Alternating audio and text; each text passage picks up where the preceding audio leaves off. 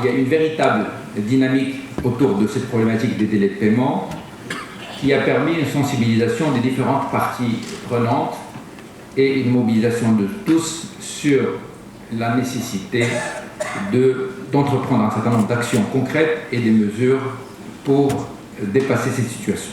Monsieur le ministre, quelles sont les mesures d'accompagnement concernant la réduction du délai de paiement?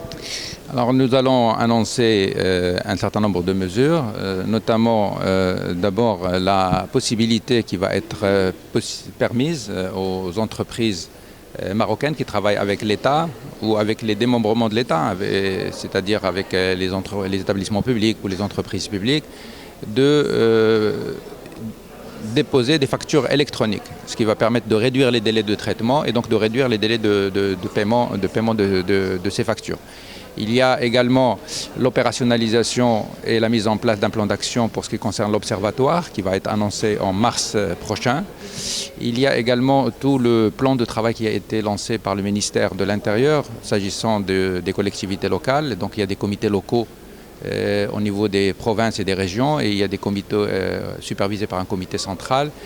Et il y a tout le travail qui a été fait depuis le discours de Sa Majesté le 20 août dernier et qui a été entrepris par les différents départements ministériels en collaboration avec les administrations concernées et en collaboration avec la CGEM. Alors tout ce travail évidemment a donné des résultats. Les délais moyens entre 2017 et 2018 ont baissé de façon importante et aujourd'hui on veut continuer à aller de l'avant pour que la liquidité dont a besoin l'entreprise puisse être là et que la dynamique souhaitée pour la croissance économique soit au rendez-vous. Bon, la question des délais de paiement est un sujet critique. Il est devenu critique parce que les délais ont atteint des dimensions qui sont dangereuses pour l'économie et dangereuses pour l'entreprise. Il y a une mobilisation qui a été faite. Il y a un discours de Sa Majesté sur l'exemplarité de l'État et dans ses relations avec les entreprises pour la préservation des entreprises et pour la préservation de l'emploi. Plusieurs réunions ont été tenues, il y a une mobilisation de tout le monde. L'Observatoire d'abord, ensuite le comité national et les comités régionaux. Aujourd'hui, le lancement des comités régionaux qui va permettre d'abord de suivre toutes les problématiques au niveau régional, mais également de remonter l'information au niveau de l'Observatoire. Je tiens à rendre hommage à cette mobilisation exceptionnelle de tous les acteurs, que ce soit au niveau du ministère des Finances, que ce soit au niveau du ministère de l'Intérieur, des collectivités locales, du secteur privé. Il y a une volonté, une prise de conscience, mais aussi une volonté de dépasser cette difficulté-là. Remettre le circuit de l'argent dans la normalité va permettre de relancer la croissance. Et relancer la croissance veut dire relancer l'investissement, veut dire relancer l'emploi. Le grand défi que nous avons aujourd'hui dans notre pays est celui de l'emploi et celui de créer les conditions de croissance.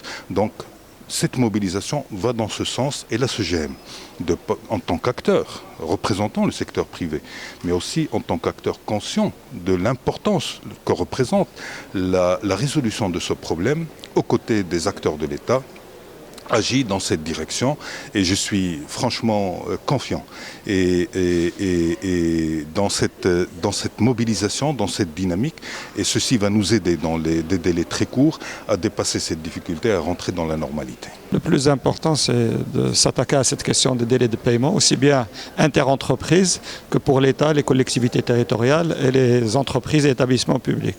Le but, c'est de réduire le délai pour permettre aux entreprises de vaquer à leurs occupations principales, qui est le développement économique et la croissance. Et les mesures qui ont été prises, notamment par le décret de 2016, vont dans le sens de cette réduction. Il y a eu un travail sur le plan juridique et aussi un travail sur le système d'information et pour avoir une relation avec l'entreprise qui est vraiment bien, d'abord horodatée et en même temps très fluide. Quelles sont ces mesures prises? Principalement, c'est le délai qui a été réduit. Donc, on était à 90 jours pour les collectivités territoriales et 60 jours pour l'État, donc on est à 60 jours. Mais concrètement, sur un plan pratique, aujourd'hui, on est aux alentours de 30 à 40 jours pour les délais de paiement, aussi bien pour l'État que pour les collectivités territoriales. C'est l'affaire naturellement de l'État, mais c'est aussi l'affaire des entreprises, parce qu'ils sont à la fois acteurs marchands et régulateurs.